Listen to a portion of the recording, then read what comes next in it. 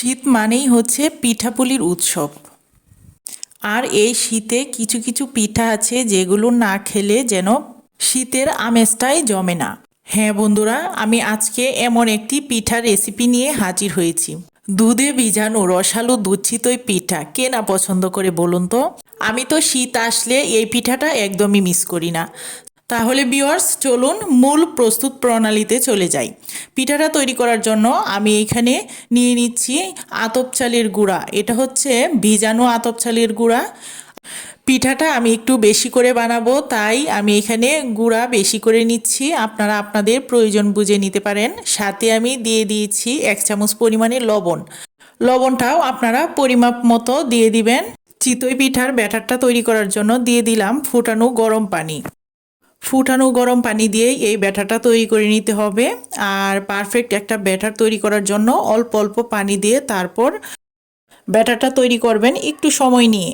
এখানে আমি যে মিক্সিং বলে ব্যাটারটা তৈরি করার জন্য নিয়েছিলাম, সেই মিক্সিং বলটা একটু ছোটো হয়েছিল, তাই আমি একটা পাতিলে ঢেলে নিলাম ব্যাটারটা খুবই ভালোভাবে তৈরি করার জন্য। আর পারফেক্ট ব্যাটার তৈরি করতে একটু বড় পাতিল কিংবা বড় ধরনের মিক্সিং বল নিলেই সুবিধা হয়।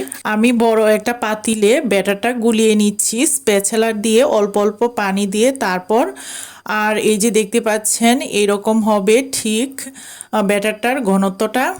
আর ব্যাটারটা যদি সুন্দর হয় আপনি পিঠাটাও খুবই সুন্দরভাবে তৈরি করতে পারবেন এবং পিঠাটাও খুবই ভালো হবে। আমার কাছে মনে হয় চিতই পিঠার এর চেয়ে সহজ রেসিপি আর হতেই পারে না। যারা কখনোই চিতই পিঠা পারফেক্টভাবে তৈরি করতে পারেন না তারাও তৈরি করতে পারবেন আমার রেসিপিটা ফলো করলে। আপনাদের সাথে কথা বলতে বলতে এদিকে কিন্তু আমি ব্যাটারটাই 1 চামচ পরিমাণে বেকিং পাউডার দিয়ে দিয়েছি। বেকিং পাউডার দিয়ে ভালোভাবে গুলিয়ে তারপর আমি 1.5 চামচ পরিমাণে ব্যাটার দিয়ে ঢাকনা দিয়ে ঢেকে 5 মিনিট অপেক্ষা করলেই একটা পিঠা দেখবেন যে ফুলকো হয়ে যাবে। এই তো দেখতে পাচ্ছেন একটা পিঠা হয়ে গিয়েছে। কতটা সুন্দরভাবে ফুলেছে সেটাও আপনাদেরকে দেখিয়ে দিচ্ছি। এই তো দেখুন পিঠাটা কতটা সুন্দর হয়েছে। আর পিঠাটা যদি আপনারা এরকম লোহার কড়াইয়ে তৈরি করতে পারেন তাহলে দেখবেন যে পিঠাটার নিচের দিক দিয়েও পুড়বে না আর খুবই সুন্দর পিঠা হবে। সেম একই প্রসেসে আমি আরেকটা পিঠা দিয়ে দিয়েছি। এই তো সেকেন্ড পিঠাটা দেখুন ঠিক এরকম হয়েছে। তো ভিউয়ার্স, আমার কাছে মনে হয় যে কোনোদিন পিঠা তৈরি করতে পারে না চিতই পিঠা, সেও কিন্তু এইভাবে খুবই সহজে পিঠাটা তৈরি করে নিতে পারবে। রেসিপিটা যদি ফুল ওয়াচ করেন আশা করছি আপনারাও বুঝতে পারবেন আমি কিভাবে তৈরি করে নিলাম খুবই সহজভাবে অসংখ্য জালিযুক্ত চিতই পিঠা।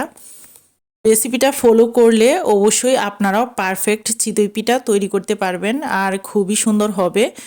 এরকম লোহার কড়াই নিয়ে চিতই পিঠাটা তৈরি করার চেষ্টা করবেন, আশা করছি আপনাদেরটাও সুন্দর হবে।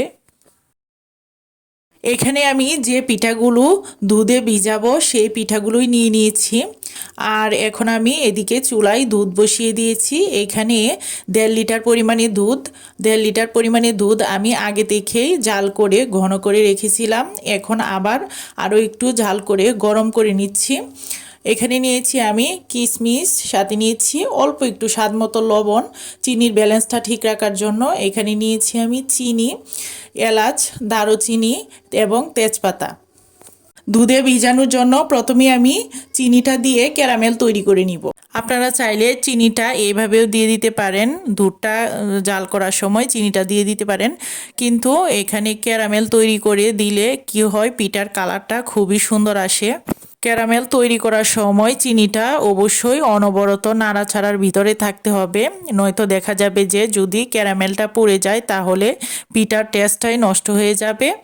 আর এখন যেহেতু উইন্টার সিজন, এই সিজনে কিন্তু খেজুরের গুড় পাওয়া যায় খুবই ভালো।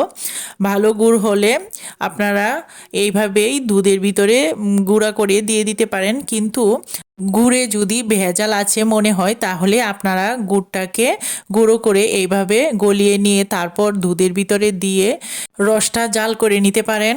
এই তো ক্যারামেল খুবই সুন্দরভাবে হয়ে গিয়েছে, আপনারা দেখে নিশ্চয়ই বুঝতে পাচ্ছেন। আর এখানে আমি দুধটা দিয়ে দিলাম, আর দুধ আমি অল্প অল্প করে দিব। অল্প অল্প করে দিয়ে দুধটার সাথে আমি বাকি মশলাগুলো অ্যাড করে দিব। এখানে আমি দিয়েছি গরম মশলা, তেজপাতা এবং মিষ্টির ব্যালেন্সটা ঠিক রাখার জন্য যে লবণটা রেখেছিলাম সেই লবণটা আপনাদের টেস্ট অনুযায়ী দিবেন। মশলাগুলো দেওয়ার পর দেন দুধটাকে ভালোভাবে জাল করে নিয়ে আমি পিঠাগুলো দিয়ে দিচ্ছি।